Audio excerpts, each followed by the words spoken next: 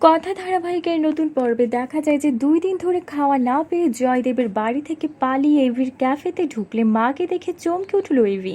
বিস্তারিত জানতে আমাদের সাথেই থাকো। এদিকে এভি কফি শপে একটা ব্রাঞ্চ খুলছে, সেটা রবীন্দ্র জয়ন্তী অনুষ্ঠানে করছে।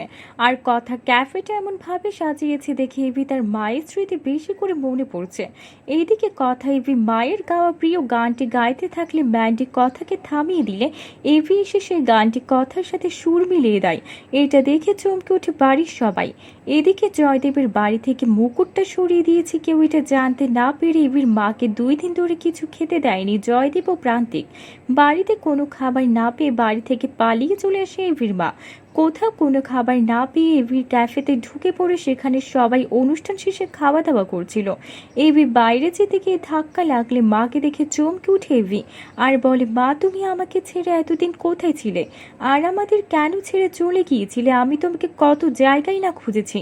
এভির মায়ের কোনো স্মৃতি মনে নেই বলে কিছু বলতে পারছে না। বাইরে এভি কার সাথে কথা বলছে দেখে সবাই এসে দেখে এভির মা বাড়ির বড় বউ ফিরে এসেছে।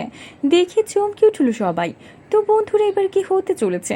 এবার মেজো কাকের মুখোশ কি খুলে দেবে এভির মা?